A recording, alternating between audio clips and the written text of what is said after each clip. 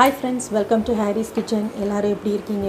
இன்னைக்கு நம்ம குயிக்காவும் ஈஸியாவும் பண்ணக்கூடிய ஒரு தேங்காய் சட்னி தான் பார்க்க போறோம். தேங்காய் சட்னினா தேங்காவே இல்லாத ஒரு சட்னி தான் நம்ம பண்ண போறோம். எவ்வளவு குயிக்கா பண்ணலாம் ஆபீஸ்ல இருக்கிறவங்க பேச்சுலர்ஸ்க்காக இந்த ரெசிபி. ஒரு panல வந்து எண்ணெய் விட்டுக்கோங்க. இதுல வந்து வெங்காயம் 4 பூண்டு, அதுக்கு அப்புறம் ஒரு பெரிய பச்சை மிளகாய் அது நல்லா பெருசா இருந்தனால ஒன்னு மட்டும் போட்டுட்டேன். வேணும்னா நீங்க இன்னொன்னு போட்டுக்கலாம். இப்போ உப்பையும் போட்டு இத நல்லா வதக்கிக்கோங்க. நார்மலாக நம்ம வரதுக்கு லேட் ஆகும், வேலை முடிஞ்சு வரவங்களுக்கு லேட் ஆகும். அப்போ தேங்காய் துருவுறதுக்கு எரிச்சல் போடுவோம். அந்த டைமில் இந்த சட்னி வந்து உங்களுக்கு உண்மையிலேயே ரொம்ப யூஸ்ஃபுல்லாக இருக்கும். இப்போ இதை நல்லா லைட் கலர் மாறுற வரைக்கும் இதை வந்து வதக்கிட்டால் போதும். இப்போ இதை வந்து மிக்ஸி ஜாருக்கு வந்து இதை வந்து ட்ரான்ஸ்ஃபர் பண்ணிடுங்க. இப்போ இது எல்லாத்தையுமே நம்ம வந்து மிக்ஸி ஜாருக்கு வந்து போட்டாச்சு.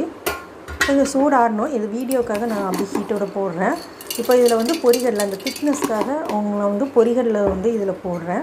அது போக இதுக்கு தேவையான அளவு உப்பு இதையும் போட்டு இப்போ இதை நம்ம வந்து அரைச்சிட்டு வந்துடலாம். சட்னிக்கு அரைக்கிற மாதிரி அரைச்சிக்கோங்க. இப்போ அதே பேனில் வந்து நல்லெண்ணெய் நான் ஊற்றிருக்கேன். நீங்கள் வந்து நார்மல் எண்ணெய்னாலும் ஊற்றிக்கோங்க. நல்லெண்ணெய் போட்டால் நல்லா ஃப்ளேவராக இருக்கும். இந்த வீடியோ லாஸ்ட் வரைக்கும் வாட்ச் பண்ணுங்கள். இது பிடிச்சிருந்துச்சுன்னா லைக் பண்ணி கமெண்ட் பண்ணி ஷேர் பண்ணி நம்ம சேனலுக்கு சப்போர்ட் பண்ணுங்கள் எப்பவும் போல். இப்போ இது நல்லா சூடானோன்னே இதில் கடுகு போட்டுக்கோங்க. அப்புறம் கொஞ்சம் கருவேப்பிலையும் போட்டுக்கோங்க. காஞ்ச மிளகாய் வேணும்னா நீங்கள் ஆட் பண்ணிக்கலாம். நான் ஆட் பண்ணல, ஏன்னா கரெக்டாக இருந்துச்சு ஸ்பைஸு. இப்போ அரைச்ச பேஸ்ட்டு இதில் வந்து ஆட் பண்ணி ஆஃப் பண்ணிடுங்க கேஸை. அப்புறம் அதில் தண்ணி ஊற்றி அந்த மிக்சர் ஜாரில் நல்லா மிக்ஸ் பண்ணி அந்த தண்ணியை இதில் ஊற்றிடுங்க.